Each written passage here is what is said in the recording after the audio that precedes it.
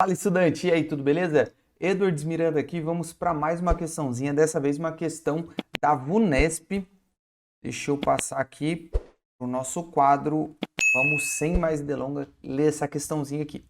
A energia interna de uma certa quantidade de gás, que se comporta como gás ideal contida num recipiente, é proporcionalmente à temperatura absoluta T e seu valor pode ser calculado utilizando a expressão 12U, que é de energia interna, igual a 12,5 vezes a temperatura. A temperatura deve ser expressa em Kelvin e a energia interna em joules. Se inicialmente o gás está a temperatura de 300 Kelvin, em uma transformação a volume constante, recebe 1250 joules de uma fonte de calor, sua temperatura final será. Pessoal, aqui ó, primeira coisa, a gente está falando de termologia, da parte de termodinâmica especificamente. Então, no caso ele já nos disse, mas é sempre bom citar, tudo que tiver nessa parte de temperatura, a gente vai trabalhar a temperatura em Kelvin, sempre, tá? Toma muito cuidado, porque às vezes ele dá a temperatura em Celsius e a galera erra. Tá. Ele nos disse aqui da energia interna, ele também já nos deu uma expressão.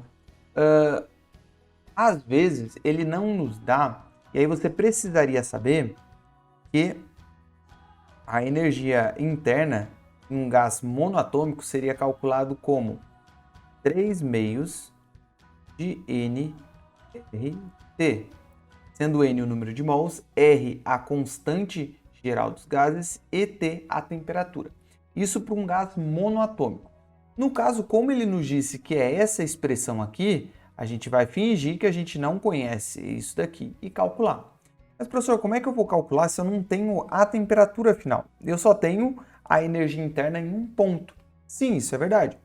Mas a gente sabe também que a energia interna ela é uma situação de estado, ou seja, é como se fosse uma fotografia.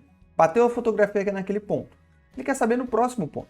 Então, vocês não concordam comigo que se a energia interna é calculada como 12,5 vezes T de temperatura, eu poderia calcular também a variação da minha energia interna, que é a energia interna inicial, quer dizer, energia interna final menos a inicial, sendo 12,5 ΔT. Conseguiria calcular dessa forma, não conseguiria? Ah, professor, eu conseguiria. Aí aqui, eu colocaria aqui, ó, que a minha variação da energia interna seria 12,5 menos, vezes, temperatura final, que é a que eu quero descobrir, menos a temperatura inicial que ele me deu, que vale 300. Tá, professor, mas você não sabe quanto que é essa variação da energia interna. Será que eu não sei? Segundo a primeira, como a primeira lei da termodinâmica nos diz que o calor é igual à variação da energia interna mais um trabalho realizado nesse gás, certo? Ele me disse aqui que a transformação acontece a volume constante. Então, a gente tem que lembrar como é que é calculado o trabalho. Tem algumas situações. A forma mais específica, o trabalho é calculado por uma pressão constante vezes uma variação de volume. Ou ele pode ser também em um gráfico. Se eu tiver um gráfico P por V aqui, pressão por volume, esse gráfico seria, digamos que eu tenho um gráfico assim, ó. A área desse gráfico seria numericamente igual ao meu trabalho. Mas, professor, ele disse que não variou o volume. Se não variou o volume, significa que não teve trabalho. O meu trabalho vale 0. Se não teve trabalho, todo o calor que esse gás recebe na transformação, ele transforma em energia, variação da energia interna. Em outras palavras, ele transforma isso em temperatura, em mudança de temperatura. Então, eu só vou igualar os dois aqui. Eu disse que o meu calor, então, vou juntar esse com esse daqui. Vai ficar assim, ó.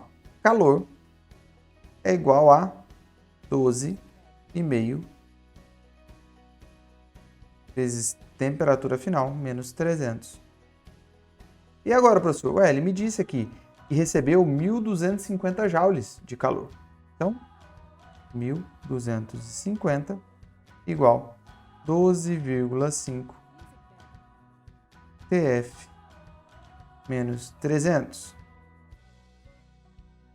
Se você perceber aqui, se eu multiplicar por 1.000 esse lado aqui, fica exatamente 12,5. Beleza.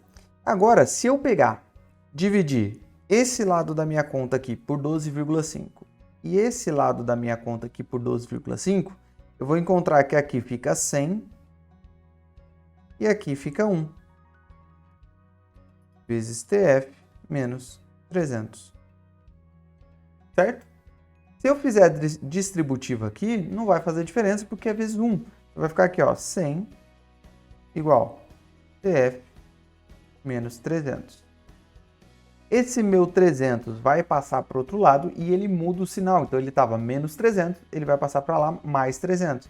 Isso vai me dar aqui a temperatura final do meu gás vai ser 300 mais 100. Logo, a temperatura final vai ser de 400 Kelvin. Com isso, termino aqui a minha questãozinha da VUNESP. Uma questãozinha que dá para a gente trazer vários conceitos interessantes sobre termodinâmica.